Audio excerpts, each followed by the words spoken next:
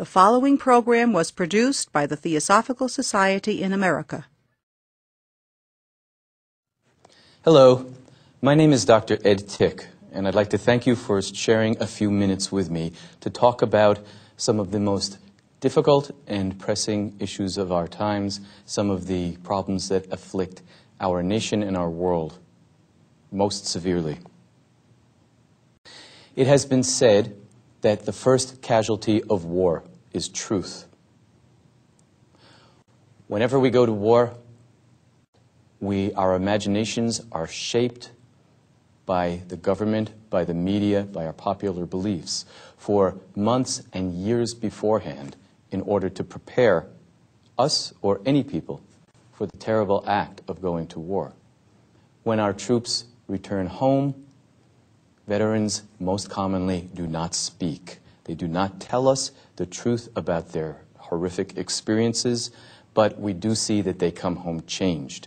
And as we all know now, with post-traumatic stress disorder being a well-known diagnostic category, our troops come home disordered and disturbed and perhaps not able to function any longer. That is why I'm speaking with you on behalf of our veterans, their families, and not just our nation, but our entire world suffering from violence. I'm appealing to you to join with all of us who are concerned about our veterans and think about what veterans really need to help them come home and heal from post-traumatic stress disorder. In War and the Soul, I present an alternative, holistic, and psycho-spiritual model for understanding veterans and for working with post-traumatic stress disorder. Essentially, post-traumatic stress disorder is not merely a stress and anxiety disorder. It can be better understood as an identity disorder because once a person has been in the military and once a person has gone off to war, he or she comes home different forever. The traumatic wounds of war take over the entire consciousness. So the trauma is very big and the identity of the survivor becomes very small. What we see in PTSD is an individual who is still living in a war consciousness. My first wife, she really took a lot of the brunt of it because I was unaware of what was going on. I would pull nightly watch around the house, and one time I had her up against the wall with a knife against her neck, and because she had come out to find out what was going on. I felt that I was normal and everyone else was goofy, and they weren't watching their back. They weren't watching each other's back. They weren't playing it safe. They were always doing things that could cause problems rather than trying to solve problems.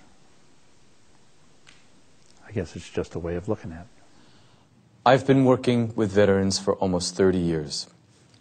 After about a decade of the best psychotherapy I could offer, I realized with my veterans that the wounds of war are far deeper than even the best psychotherapy could penetrate. I began a worldwide search in the warrior tradition. I traveled all over this continent working with Native American veterans and their communities. I now travel to Vietnam.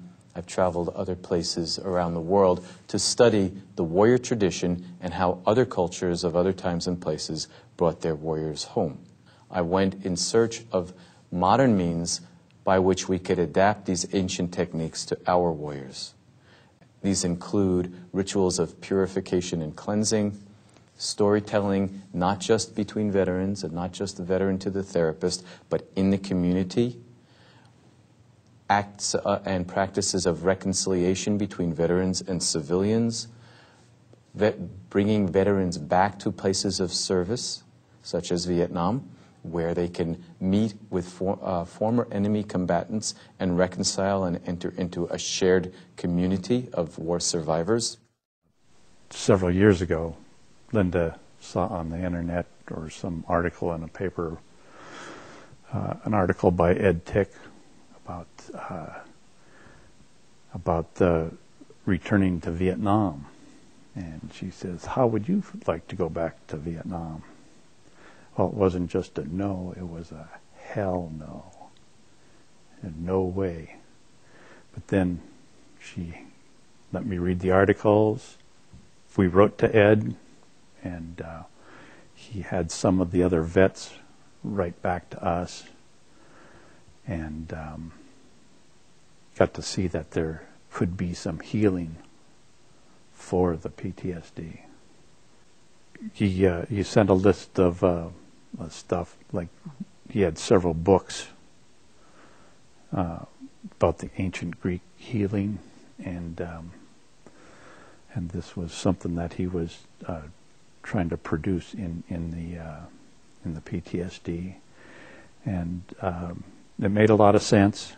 And revisiting the site of trauma, and also the people, seeing the people of that country, and this was very helpful.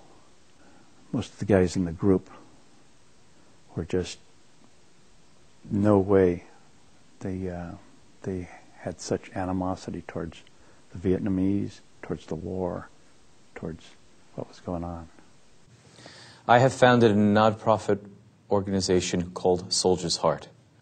Soldier's Heart exists as a veterans advocacy and safe return program.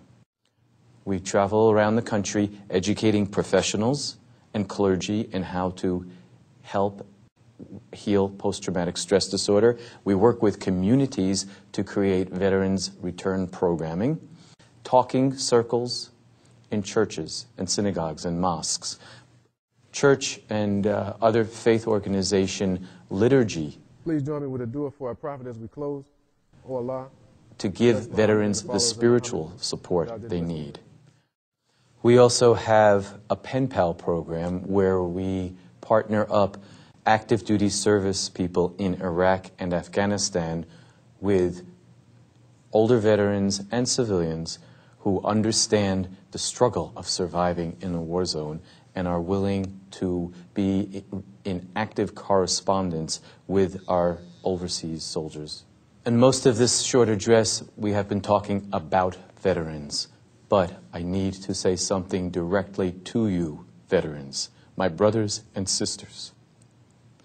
You carry the truth.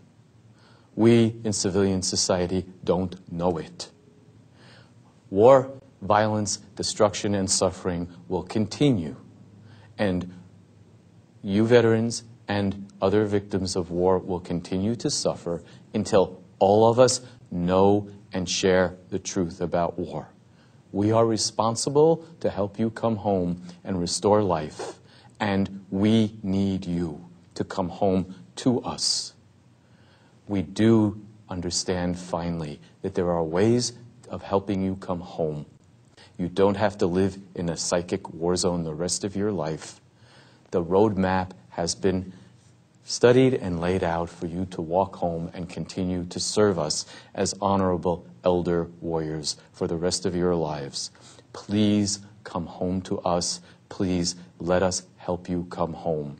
Let's walk this warrior's path together, bringing healing to you and healing and recovery to our entire country.